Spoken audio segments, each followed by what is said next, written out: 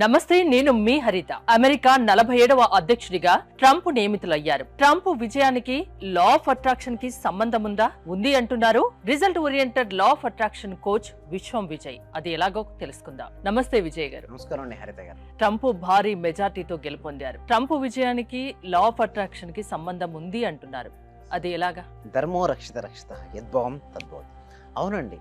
అయితే ట్రంప్ ఎప్పుడు కూడా ఒకటి చెప్తూ ఉంటాడండి, విజువలైజేషన్ గురించి చెప్తుంటాడు. అయితే లా ఆఫ్ అట్రాక్షన్లో మేజర్గా ఇంపార్టెంట్ కీ రోల్ చేసేది ఊహ, విజువలైజేషన్. అంటే ఎవరైతే వారి గురించి నేను పలానా ఇలా ఉండాలి అని ఎవరు దృఢంగా అనుకుంటారో వారు అది అయి తీరుతారండి. అయితే ఫస్ట్ అధ్యక్షుడు ఉన్నప్పుడే చెప్పాడు ట్రంప్, ఏంటి నేను మళ్ళీ గెలుస్తానన్నారు. వాటికి చాలామంది బిలీవ్ చేయలేదు, అయిపోయిందన్నారు, విమర్శించారు, వ్యతిరేకించారు. అయినా కూడా తనకు తెలుసు లోపల ఏమనుకున్నాడంటే నేను మళ్ళీ అయి తీరుతాను అని దృఢ సంకల్పం ఉంది. అయినట్టే అయ్యాడు, ఆయన చెప్పినట్టే అయ్యారు. ఎట్లా అంటే చూడండి ట్రంప్ ఏజ్ చూసినట్టయితే హెవీ అంటే ఎక్కువగా ఉంటుంది. బట్ అతని ఎనర్జీ లెవెల్ చూడండి మేడం, ఎంత యాక్టివ్గా మాట్లాడతాడు స్పీచ్లో, కానీ తన యాక్టివిటీస్లో అలాగే ఉంటాయి. అంటే ఎవరైతే వారి గురించి గొప్పగా అనుకుంటూ పదే పదే ఉత్సాహంగా ఉల్లాసంగా గడుపుతారో వారు డెఫినెట్గా విజయాన్ని సాధిస్తారు. అంటే మొత్తం బాడీ సెల్స్ అన్ని మీరు చూసినట్టయితే వైబ్రేట్ అవుతూ ఉంటాయండి. అంటే మీ సెల్స్ అయినా నా సెల్స్ అయినా ఎవరి సెల్స్ అయినా కూడా వైబ్రేట్ అవుతుంటాయి. అయితే వారు ఏదైతే గోల్ అనుకుంటారో ఆ ఫ్రీక్వెన్సీ తగ్గట్టుగా మన వైబ్రేషన్ స్థాయి ఉంటే మనం డెఫినెట్గా అచీవ్ అవుతుంటాం. మీరు అనొచ్చు, మరి ఎలా మనకు ఆ ఫ్రీక్వెన్సీ స్థాయిని పెంచుకోవచ్చు అంటే విజువలైజేషన్, ఊహాశక్తి. ట్రంప్ కూడా చూసినట్టయితే ఎవ్రీ డే తనకు ఒక ఇంటర్వ్యూని చూశాను మేడం, ఒక బుక్లో కూడా రాయడం జరిగింది. ఏంటంటే తను ఏదైతే కావాలని కోరుకుంటాడో పదే పదే అయినట్టుగా తను ఊహిస్తున్నాడు. అంటే ఒక డేని సక్సెస్ఫుల్ పీపుల్స్ ఒక రోజు ముందుగానే వారు ఊహిస్తుంటారు. అంటే రేపు నేను ఎలా ఉండాలనుకునేది ఈరోజు రాత్రి పడుకునే ముందే పర్ఫెక్ట్ ప్లానింగ్ ఉంటుంది. అలాగే ఎవరైనా సరే ఇక్కడ ట్రంప్ సక్సెస్ సాధించాలంటే ట్రంప్ ని ఒక ఉదాహరణగా తీసుకోమంటారా? తీసుకోవచ్చండి. ఎందుకంటే చూడండి, ప్రపంచం మొత్తాన్ని శాసిస్తుంది అమెరికా మేడం. ఓకే, అమెరికాలో ఎవరైతే అధ్యక్షులు ఉంటారో వారి చేతిలో మొత్తం అంతా డిపెండ్ అయి ఉంటుంది. సో ఎవరైతే చూడండి అంత సక్సెస్ఫుల్ పర్సన్స్ యొక్క సీక్రెట్స్ కనుక మనం తెలుసుకుంటే మన జీవితంలో సక్సెస్ అవుతుంది. దీనే ఎథికల్ హ్యాకింగ్ అంటారు. హ్యాకింగ్ చేయడం కరెక్టే అండి, బట్ ఎథికల్ హ్యాకింగ్ అంటే వారి మైండ్ సెట్ కనుక మనం తీసుకోగలిగితే, వారి సీక్రెట్స్ ఏదైతే చేశారో వారు మనం పాటించగలిగితే మన లైఫ్లో కూడా సక్సెస్ ఉంటుంది. అయితే ఇక్కడ మనం సక్సెస్ చూసినట్టయితే సక్సెస్ కావాలి, మంచి మార్క్స్ రావాలి, జాబ్ తెచ్చుకోవాలని ఎవరైతే అనుకుంటారో ముందుగా మీరు జాబ్ వచ్చినట్టుగా ఎవరైతే ఊహించుకుంటూ నమ్ముతారో వాళ్ళు డెఫినెట్గా అచీవ్ అవుతారని. ఇక్కడ మన సబ్జెక్ట్ని ఎక్కువ కూడా ఎకనామికల్గా అంటే ఫైనాన్షియల్ ఫ్రీడమ్ కోసం ఎక్కువ మన ఛానల్స్ వాచ్ చేస్తుంటారు. సుమన్ టీవీ వ్యూవర్స్ నేను చెప్పేది ఒకటే అండి, ప్రతి ఒక్కరు కూడా కళ్ళు కంటారండి. కళ్ళు కన్నదాన్ని కొద్ది మందే సాధిస్తారు. ఎందుకు అంటే కన్సిస్టెన్సీ. ఎవరైతే కన్సిస్టెన్సీగా ఊహిస్తూ ఉంటారో వాళ్ళు సక్సెస్ అవుతారు. కొంతమంది ఏంటంటే ఈ వీడియో చూస్తారండి, చూడగానే ఏమనిపిస్తుంటే నా జీవితం ఇలా ఉండాలనుకుంటారు. ఒకసారి 2 సార్లు ఊహిస్తారు, నిజానికి ఎదురు దెబ్బలు వస్తాయండి. అంటే చూడండి లైఫ్లో ఛాలెంజింగ్స్ చాలా ఉంటాయి. బట్ ఛాలెంజింగ్స్ ఎదురైనప్పుడు వాళ్ళు ఎలా ఉంటారంటే లో ఫీల్ అయిపోతారు. అంటే 1-2 ఎదురు దెబ్బలు తగలగానే ఏదైనా ఇబ్బందులున్నా సమస్యలున్నా ఆ కాన్ఫిడెన్స్ అనేది కోల్పోకూడదు, నిరుత్సాహంలోకి వెళ్ళకూడదు, అంతేనా? అవునండి, అలా వెళ్ళడం వలనే majority of the peoples lose అయిపోతున్నారు. బట్ కొద్దిమంది ఉంటారండి, 100% తీసుకుంటే 98% ఏమవుతారంటే ఇష్యూస్ ఛాలెంజ్ రాగానే వదిలేస్తారు.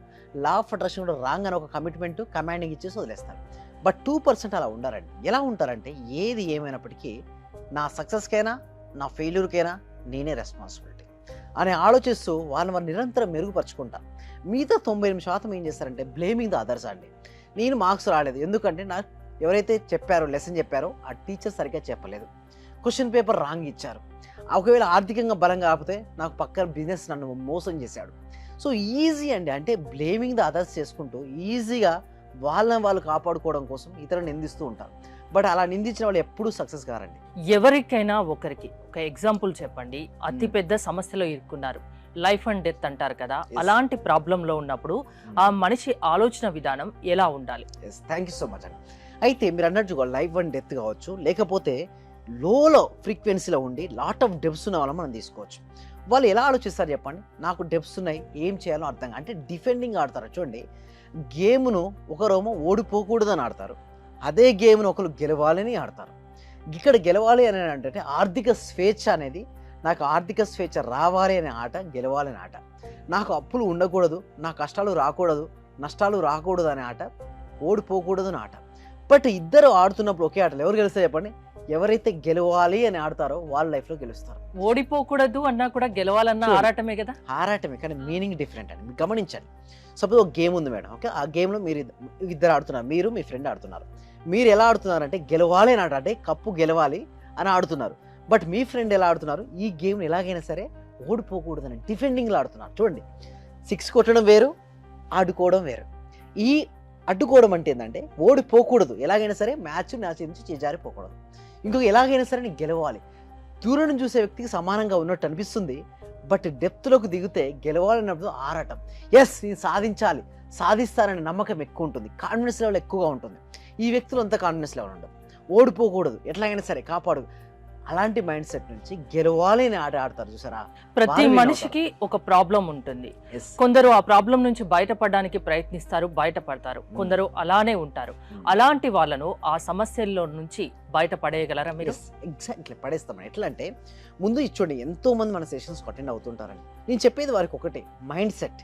నువ్వు రిచ్ అవ్వాలనుకుంటే నువ్వు రిచ్ మైండ్ సెట్ని కలిగి ఉంటావు. నువ్వు కనుక రిచ్ మైండ్ సెట్ ఉండకుండా పూర్ మైండ్ సెట్గా ఉంటే, ప్రతి దాంట్లో కొంతమంది చూస్తే ప్రతి దాన్ని బేరం ఆడుతుంటారు. కూరగాయల మార్కెట్కి వెళ్తారు, వారికి ఎంత అంటారు, ఒక కేజీ 30 రూపాయలు, టమాటా ఎంత 40 రూపాయలు అన్నారు అనుకోండి, 20 రూపాయలకి ఇస్తారా, 25 రూపాయలకి ఇస్తావా అంటే ఆ మైండ్ సెట్ చూడండి.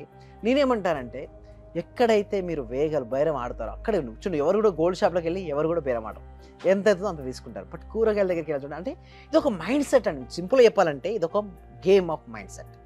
ఈ దీనిలో ఎవరైతే రిచ్గా ఆలోచిస్తుంటారో వారు రిచ్ పీపుల్ అవుతారు. ఇందాక ట్రంప్ గురించి మనం డిస్కస్ చేస్తున్నాం. ట్రంప్ కూడా అంతే అండి. సో ఎప్పుడైనా సరే నేను గెలవాలని ఆడుతాడు ఒకటి, దాంతోపాటు తన విజువలైజేషన్, పదే అఫర్మేషన్ అంటే ఏంటంటే చూడండి, పాజిటివ్ చెప్తుంటారు తన టీం మెంబర్స్ కానీ తన చుట్టుపక్కల ఉన్న వాళ్ళందరికీ కూడా ఎనర్జీని నింపుతారు. ఎవరైతే ఎనర్జీని నింపుతారో వాళ్ళ శక్తి పెరుగుతుంటుంది. కొంతమంది ఎప్పుడు అందుకోసం నేను ఏమంటారంటే మీరు రిచ్ అవ్వాలన్నా, మీరు గెలవాలని అనుకుంటే మీ సరౌండింగ్ ఎన్విరాన్మెంట్ మార్చండి. ఎందుకంటే మీ సరౌండింగ్ ఎన్విరాన్మెంట్లో కనుక నెగిటివ్ ఆలోచన గల ఉంటే మీరు ఎప్పటికీ విన్ కాలేరు. రిచ్ అవ్వాలి, ఒక మనిషి సక్సెస్ దిశగా ప్రయాణించాలి, సక్సెస్ అందుకోవాలి అంటే అది లా ఆఫ్ అట్రాక్షన్ వల్ల సాధ్యం అవుతుందా? అది మీరు చేయగలరా?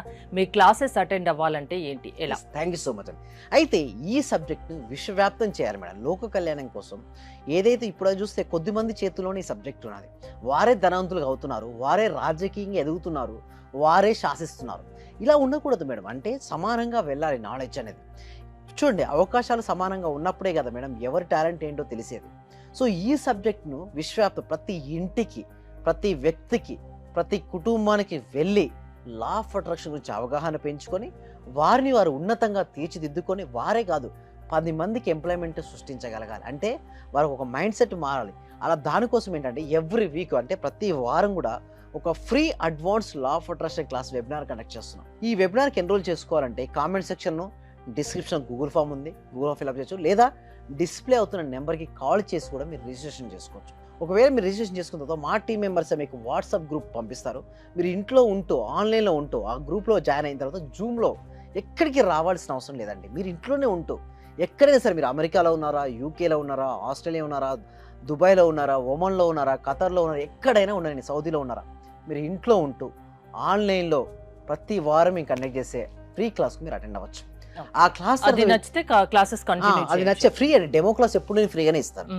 అది నచ్చిన తర్వాత మీ 6 days live law of attraction practice నేనే కండక్ట్ చేస్తాను. మార్నింగ్ 6:30 to 7:30 ఉంటాయి.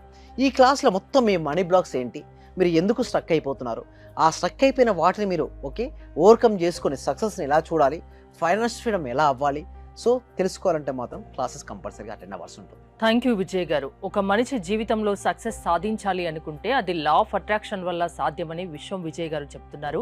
విజయ్ గారి సెషన్స్ కి మీరు అటెండ్ అవ్వాలి అనుకుంటే స్క్రీన్ పై స్క్రోల్ అవుతున్న నెంబర్స్ కి కాల్ చేసి కాంటాక్ట్ అవ్వండి. చాలా కూల్ గా చెప్తున్నారు సార్. యాక్చువల్ గా నేను చాలా పొందాను, ఈ క్లాస్ కి వచ్చిన తర్వాత చాలా పొందాను. యాక్చువల్ గా నా డైలీ ఇన్కమ్ 500 నుంచి 1000 ఉండేది సార్. ప్రెసెంట్ 8000 నుంచి 10,000 తీర్చింది. అంటే మంత్లీ దగ్గర 80,000 వస్తుంది. ఆయుర్వేద డాక్టర్ సార్, నేను వర్కింగ్ యాజ్ ఆర్బిటేటర్. మీ క్లాస్ వినేక అంతా నాకు పాజిటివ్ జరుగుతుంది సార్. మీకు నేను జీవితాంతం రుణపడి ఉంటాను. Thank you so much sir.